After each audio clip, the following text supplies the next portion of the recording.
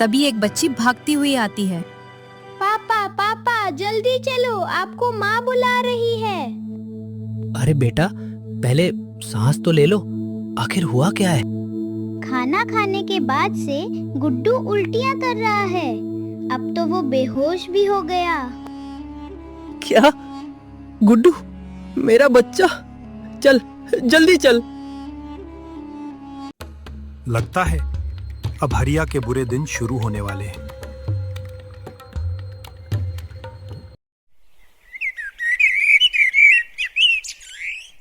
सूरजपुर गांव में हरिया नाम का एक ईमानदार दूध वाला रहता था। हरिया के पास सिर्फ एक गाय थी, जिसका दूध बेचकर वो अपना गुजारा करता था। वो रोज सुबह जल्दी उठकर गांव-गांव जाकर लोगों को ताजा दूध पहुंचाता था। हरिया बहुत अच्छा इंसान था। वो पूरी ईमानदारी और दिल से अपना काम करता था और अपने परिवार के साथ खुशी से रहता था। हरिया की ईमानदारी और शुद्ध दूध की वजह से पूरे गांव में उसी की तारीफ होती थी। इसी वजह से उसका पड़ोसी रघुवीर उससे बहुत जलता था। रघुवीर हमेशा हरिया को परेशान करने और उसे नीचा दिखाने का मौका ढूंढता रहता था।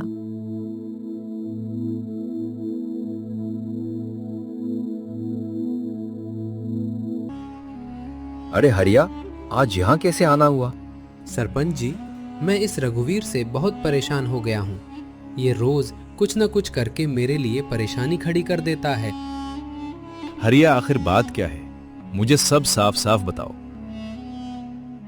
क्या बताऊं सरपंच जी, कल जब मैं सड़क पर एक ग्राहक को दूध दे रहा था, तभी उस रघुवीर ने मेरे दूध से भरी बाल्टी में अपना पानी से भरा मटका गिरा दिया। मेरा सारा दूध पानी पानी हो गया। आप ही कुछ कीजिए ना सरपंच जी। तुम मुझसे क्या चाहते हो? मैं बहुत बार उसे समझा चुका हूँ सरपंच जी। सरपंच जी, अब इस बात का फैसला पंचायत में ही होना चाहिए। पंचायत में? क्यों रघुवीर, तुम हरिया को रोज रोज क्यों तंग करते हो भाई? किसने कहा कि मैं हरिया को परेशान करता हूँ? मैं नहीं, ये हरिया मुझे तंग करता है। ऊपर वाले की कसम सरपंच जी, इसने मेरा जीना हराम कर रखा है। हरिया कह रहा था कि उसकी दूध से भरी बाल्टी में तुमने पानी से भरा घड़ा गिरा दिया। अब होनी को कौन ही टाल सकता है? सरपंच जी, रघुवीर ने जानबूझकर मेरा दूध खराब किया है। ऐसे कैसे जानबूझकर कर दिया? तुम तो रोज कुछ न कुछ करते रहते हो। पर हरिया का दूध तुम्हारी वजह से ही खराब हुआ ना। मैं अपने घर के लिए कुएं से पानी लेकर आ रहा था। भला मैं हरिया का दूध क्यों बर्बाद करूंगा? अब होनी को कौन टाल सकता है? बात तो तुमने सही कही। होनी को कोई नहीं टाल सकता। वही तो मैं भी कह रहा हूं, होनी को कोई नहीं टाल सकता। अरे रमेश, तू भी कुएं से पानी लाता है ना? हाँ सरपंच जी। तू कल रघुवीर के दूध में पानी गिरा देना। भला होनी को कौन ही टाल सकता है? ये क्या कह रहे हो? मेरा दूध खराब हो जाएगा। रमेश कुएं से पानी ला रहा है। अब होनी की वजह से तुम्हारे दूध में पानी गिर गया तो क्या हुआ? होनी को भला कोई टाल सकता है क्या? खबरदार, ऐसा तूने किया तो। अपनी गलती मान ले रघुवीर।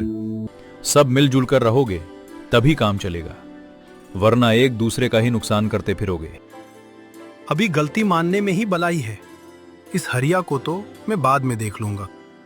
मुझे माफ कर दो सरपंच जी, मैं आगे से ऐसा कुछ नहीं करूंगा। रघुवीर को माफी मांग लेने के बाद सब वहां से चले जाते हैं। हरिया, तूने मुझसे पंचायत में माफी मंगवाकर ठीक नहीं किया। पूरे गांव के सामने मुझे शर्मिंदा कर दिया। अब एक ही उपाय है और मैं उसे भी करूंगा। अगले दिन रघुवीर बहुत जल्दी उठ जाता है, अपनी गाय का दूध निकाल लेता है। फिर वो हरिया के घर में झांक झांक कर देखने लगता है। जैसे ही हरिया दूध निकालकर अंदर जाता है, रघुवीर चुपके से हरिया के घर में घुस जाता है और उसके दूध ने एक पाउडर मिलाकर वहां से भाग जाता है।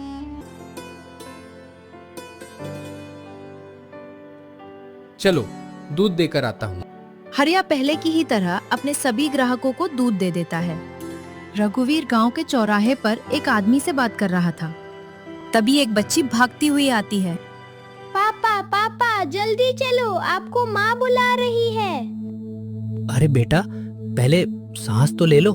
आखिर हुआ क्या है? खाना खाने के बाद से गुड्डू उल्टियाँ कर रहा है। अब तो वो बेहोश भी हो गया। क्या? गुड्डू, मेरा बच्चा, चल जल्दी चल।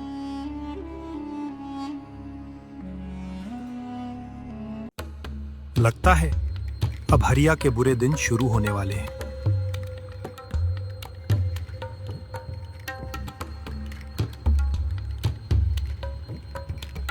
रास्ते में उसे सरपंच जी मिल गए। क्या हाल है सरपंच जी? मैं तो ठीक हूँ रघुवीर, पर न जाने गांव में क्या क्या हो रहा है। दूध पीने के बाद 20 आदमी अस्पताल में भर्ती हो गए हैं और न जाने कितने लोगों के पेट में तेज दर्द हो रहा है।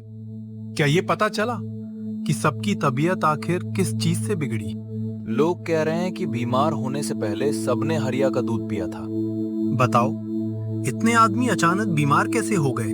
बस उसी की शिकायत करने जा रहा हूँ।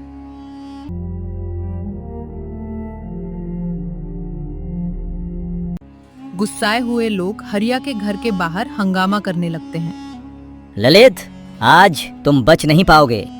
अरे ये क्या हो गया? अचानक इतनी भीड़? तुमने हमें दूध में जहरीला केमिकल मिलाकर दिया था ताकि हम मर जाएं। रुको, अभी तुम्हें बताते हैं।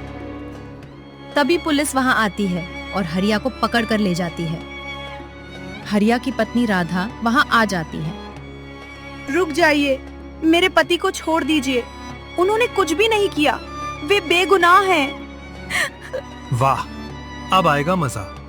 अब पूरे गांव में सिर्फ मैं ही दूध बेचूंगा। रघुवीर घर आया तो उसकी पत्नी भागती हुई आई। सुनिए जी, राधा को कब से उल्टियां हो रही हैं। चलिए, जल्दी चलिए, उसे अस्पताल लेकर चलते हैं। उल्टियां क्यों हो रही हैं उसे? क्या खिला दिया तुमने? ये खीर खाने की जिद कर रही थी। घर में दूध नहीं था तो हरिया भैया से खरीद कर लाई थी। चलो जल्दी, डॉक्टर को उसे दिखाना पड़ेगा। अस्पताल में भगदड़ जैसी हालत बन गई थी। डॉक्टर साहब, देखिए ना, मेरी बेटी बार बार बेहोश हो रही है। हम यहाँ इसका इलाज नहीं कर पाएंगे। इसे फौरन दूसरे अस्पताल ले जाओ, क्योंकि यहाँ के सारे बेड फुल हैं। तब तक तो इसकी हालत और बिगड़ जाएगी। डॉक्टर साहब, देखो, हम पूरी कोशिश कर रहे हैं, लेकिन दवाइयों का असर नहीं हो रहा। पहले टेस्ट करने पड़ेंगे और इस अस्पताल में टेस्ट करने की मशीन भी नहीं है। अगर हम टेस्ट कर पाते तो शायद हम सबका इलाज यहीं कर पाते। तभी राधा अचानक जमीन पर गिर गई। उठ बेटी, उठ ना, उठ जा मेरी बच्ची। लेकिन राधा बिल्कुल भी नहीं उठी। अरे, इसकी पल्स तो बहुत धीरे चल रही है। मेरी मानो, इसे अगले 3 घंटे के अंदर बड़े अस्पताल ले जाकर इलाज करवाओ। वहां टेस्ट में बीमारी पकड़ में आ जाएगी तो इसका इलाज हो जाएगा। डॉक्टर साहब, मुझे पता है लोगों की हालत क्यों बिगड़ रही है। फिर रघुवीर रोते हुए डॉक्टर साहब को पूरी सच्चाई बता देता है। डॉक्टर जल्दी जल्दी सभी मरीजों को इंजेक्शन दे देता है। तभी वहां एक पुलिस वाला आता है और डॉक्टर रघुवीर को लेकर उस कमरे में चला जाता है। फिर पुलिस रघुवीर को पकड़कर जेल में डाल देती है और हरिया को जेल से रिहा कर देती है। इस कहानी से हमें यही सीख मिलती है कि हमें कभी भी किसी के साथ बुरा नहीं करना चाहिए। जो इंसान दूसरों को नुकसान पहुंचाने की कोशिश करता है, एक दिन वही बुराई उसके अपने जीवन में लौट कर आती है। इसलिए हमेशा ईमानदारी, सच्चाई और अच्छे कर्मों के रास्ते पर चलना चाहिए, क्योंकि जैसा तुम दूसरों के साथ करोगे वैसा ही एक दिन तुम्हारे साथ भी होगा।